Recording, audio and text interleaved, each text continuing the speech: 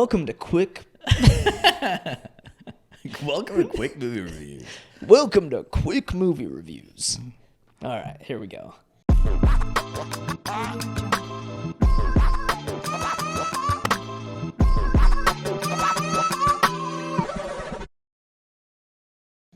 Welcome to Burner Buttered, Quick Movie Reviews. I'm Toast. And I'm Stetson, and this special episode, we have Ozzy with us. I'm going to explain how the show works. First, we pop things off with a quick spoiler-free synopsis of the movie and what we kind of expected going in. Yeah, and then we get into Behind the Butter, which is where we talk about the filmmaking, the acting, all the juicy details.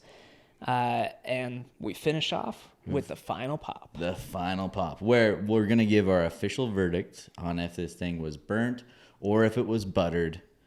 Let's get into it. Let's get into it.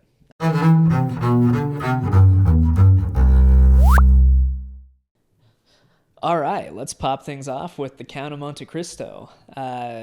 This is the latest adaptation of the classic revenge story that we all know and love. It's directed by Matthieu Delaporte and Alexandre de la Patellière, and they've definitely gone all out with this one. And I think you got their names exactly correct. Oh, for sure. After watching one movie in French, I now am fluent. I thought for sure we'll talk about this in Behind the Butter. There was a moment that I actually thought I started understanding French like English. Yeah, like for a moment, if you look down, you had the gift of tongues. So Pierre Denier plays Edmond Dantes, who is the person that gets betrayed, thrown into jail, and plots his revenge in that time. Finds treasure. How else can you fund revenge without treasure? You gotta be a very rich man to get revenge, unless you just want to kill people. The richest man of all time, essentially. And so the biggest question is this timeless story and this adaptation anything new, or is it the same old Count of Monte Cristo that we've all grown to love because it's a great story? Exactly. So let's get into it. Let's go to Behind the Butter, and we'll tell you all the juicy details.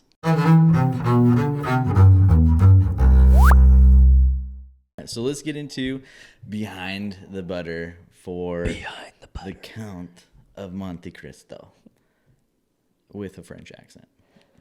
Count of Monte Cristo. Cut it. Do not have that in there. So kind of the whole reason why I even knew about this movie is I saw someone else's review about it, and they're like, this movie is throwing off my 2024 reviews.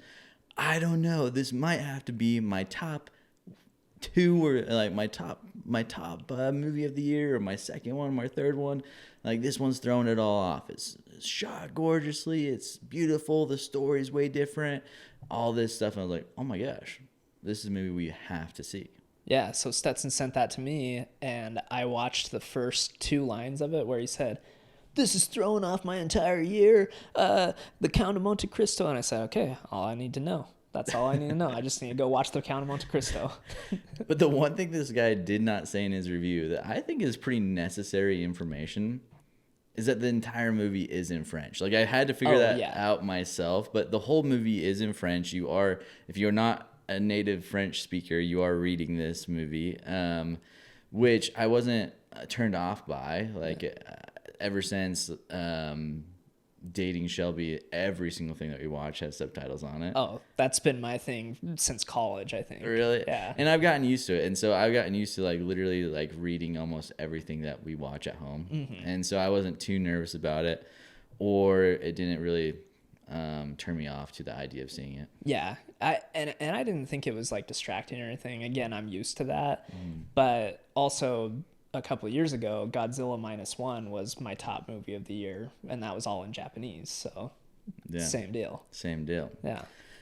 Yeah. So with this movie, there was moments. The opening scene of this movie is shot in the ocean. It's a storm. It's a shipwreck, and it is probably like one of the most beautiful shipwreck storm shots that I've seen in a very long time. it has like the camera angle of half water, half half in the water, half out of the water, and you're seeing the struggle of this woman, and you don't really have any context or anything of what's happening. You just see Edmund in the water, you see her in the water, and that's how the movie starts. And it started off in such a way that you're like, okay, this is probably going to be pretty good. Yeah, straight into the action. Like there's the credits and then you're right there, and he's swimming in the ocean and there's fire all over the place and the lighting's really cool. I felt like they used the ocean super well in this movie. Oh yeah. Like, and they talk about it frequently because, you know, he talks about the sea is all that I know. You know, like that's the only knowledge he has is about the ocean. Yeah, him going into getting betrayed by his closest friends. Part of it is because he's kind of this no name, no education man that, you know, just by the virtue of being a good person and being honest to his word, becomes a captain. And that's all against like him, his upbringing of his dad being a servant in the castle. And so it was interesting that was what made him so special in his eyes. He's like, this is what makes me valuable. Yeah. Knowing the ocean, becoming a sailor, and being very, very good at it is what makes me valuable, and valuable enough that I can marry this person that I love with all my heart. Yeah, and I feel like certain aspects of it, they didn't dive into the relationships as much as in previous iterations of the story. But the thing that I really liked was they really focused on that class struggle, you know, who's rich, who's powerful, who's not, you know, and the way that, at least in that period of time, people were treated according to their class levels. And the idea of changing your station, you know, was really portrayed well in this movie, as it is in the other versions. But this one I thought was interesting in the way of, you know, his traitors or betrayers, I guess. It was all about maintaining class and raising your class or your station in life, and the reasons behind why they did what they did. Which that's interesting because everybody in this movie was trying to increase their station, right? Even the people that you're looking up to, you know, the people who Edmond Dantes wants to reach their station. Yeah. They are also trying to advance their station. So it's like we're all doing the exact same thing, trying to advance our station while keeping everybody else at their same level so that we are then elevated. Yeah, and it is an interesting take. I think that like the novel is crazy long, so the movie is obviously crazy long. I do think this one felt like it could have had a 20-minute shorter runtime, and I would have been a little bit more satisfied with the time I spent in the seat. Not that it wasn't beautiful, not that it wasn't shot really great, not that I wasn't interested. It just felt like I got enough from certain aspects of Edmund that I didn't need more. And we kept seeing more of the same things. And I felt like it kind of could have used less of that, in my opinion. I actually found myself at the end of the movie thinking, I want more of this. Really? Like, I wanted more. I wanted to see what happened, you know, with Albert and Heidi. You know? Sure. Yeah. And I wanted to see like what happened with Mercedes afterwards. I don't know. I wanted more of it because I enjoyed the storytelling so much. And the thing that I liked about it was, in previous iterations, you know, they really do like a huge montage of him learning languages and him, you know, learning sword fighting and everything. And in this one, they left a lot of stuff out that I felt like you could just assume. Sure. You know? Yeah, and like to that respect, I would have enjoyed more of that, just less of certain other things. You know, like I think that we could have cut out like certain parts of the movie and we still would have had the want of more of the story. I did think like the prison was intense and like really crazily portrayed. You know, like the way that they're just in holes and like they're just checked on as if they're alive every day and that's it. Like they're just in a deep hole and the only way to get out is to climb out. And that was the most like real aspect of this would be a horrible existence. Oh yeah. And he's spending a couple of years in there, and then when the guy comes through the wall or whatnot and they have the moment of hugging, you're just like, of course you would feel that way of seeing another human being and having like a real interaction First with time somebody. in 4 years. Yeah. And then, you know, when they're kind of being realistic of how long it's going to take him to escape, and he's like, oh, it's going to take us 12 years of digging. And he's like, 12 years? And he's like, what? You got anything else to do? Oh, you have something so much better to do than dig. But the treasure and everything else, there was aspects of this movie that reminded me and made me feel like they were just trying to have kind of a knockoff Assassin's Creed quest. You know, that I didn't love that aspect of it, that it felt fake in that way, where in the other Count of Monte Cristos, I've always felt like this could be real. You know, where that aspect of it and the level of revenge and plotting that had to take place of everything was so thought out was interesting, but I think unrealistic to me in some ways.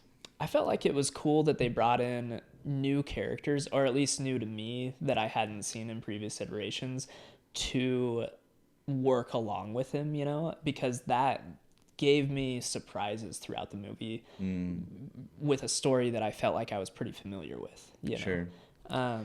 The one thing that I didn't like was the masks. They just... it was hard for me to believe that back then, no matter how much money you had, that you could make a mask that would be good enough that people would not recognize it's a mask. Yeah. And I think like the idea that he learned this skill from like some Illuminati-esque like group makes sense in the way of like nobody knows this but them, and that's how they like were able to, you know, obtain all this like power and wealth and like and other things. Like they were able to disguise themselves so well that no one would ever recognize him. And he learned like multiple different languages and things like that while he was in prison with this man. And I thought that was an interesting thing in the story too, where he's talking to the other captor. I can't remember his name. It's like Andes or something like that. Abbey. Because he's a priest in Abbey. Yeah. And so in that, like they're talking about starting to dig the tunnel, and he's like, knowledge is just as much of a wealth as a weapon. As a weapon, as much of a weapon as they're like making little shivs or something, and he's like, knowledge is just as much of a weapon as these things are. Or like a tool too, you know, weapon and tool. And I thought that was interesting and great, like to bring that in, because his revenge was about using not just his resources, but his knowledge and out thinking and out plotting like everyone that was involved. But overall, I mean, it was shot well. Sure. I mean, there were some really beautiful shots. It's tough to go into that after Nosferatu, but I mean, there were some really beautiful shots, and you know, comparing it to other things that have just come out recently, one of the best shot movies that I saw. It was the way that the story was told was really, really great, and the way that time moved in this movie was really great. And how time and the sequence of things happened was shot in a way that I haven't really seen a lot of. You know, and that was interesting to me for sure. But yeah, do you have anything else for behind the butter? Let's see what else. I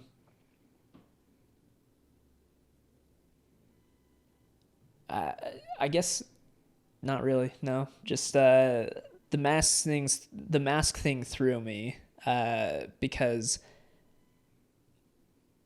yeah, never mind. I just didn't like the masks. Let it be known, Toast didn't like the mask. But everything else, I liked. It was pretty good. So we're gonna go into our final pop.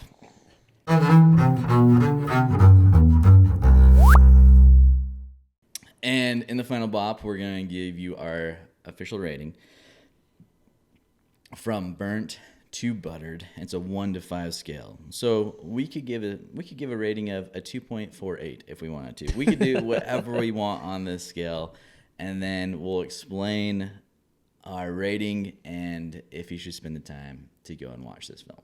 Yeah. Perfect. Do you want to give your review? Yeah. All right. So on a scale of 1 to 5, burnt to buttered, I am giving this a 4.5. And I thought it was shot really well. I thought the story was interesting. It kept me. This is a story. I mean, the Count of Monte Cristo with Jim Caviezel was one of my favorite movies growing up. So I watched that thing dozens of times. You know, I felt pretty familiar with the story, and this thing still kept me guessing and kept me engaged, kept me interested on what was coming next. So for me, 4.5. What is it going to take for Toast to give a movie a 5? He liked this movie. Nosferatu. How dare you? But I can respect the review. I would give this, to me, I'm going to have to go with a 4.0. It is no more than a 4.0 for me. And I liked it. I thought it was beautiful. I thought it was shot really well. I just have to put it up against like movies that we've seen recently that I thought were better. As far as I left the movie being like, that was a great film. Mm-hmm. This was one of those that I was really satisfied with. Honestly, I would probably watch it again. You know, so any movie that's past like a 3 to me, I could see a second time. And so with it being in French, it was a little bit. I think that if it was obviously in English, I probably would have enjoyed it that much more. But there was that one part. Stetson like looked down for a second, and the character started speaking English, and Stetson was like, "I think I know French." It was like in my mind, I thought, oh my gosh, I just figured out French. And like, I'm understanding this just like English. It was a pretty funny moment for me in the film. But should you go and see this in theaters? I think it's worth a theater watch, but also I think you would enjoy this watching it at home too if you don't want to read the film like in the theaters the whole time. Oh yeah, because you could have like the dub version at home or something like that. And if you like dub stuff, you would really like the way that this was shot. And the way that this story was told. But yeah. Yeah. So for me, I think that it's worth seeing it in the theaters if, like you said, you don't mind reading. You know, if that's something that's going to distract you, wait till it comes out and you can watch it in English. But yeah. Overall, sounds like we're in agreement. 4.25. 4.0. I must. All right. Sweet. Well, we will see you on the next review, and who knows, it could be Nosferatu. Okay, we'll see you on the next one.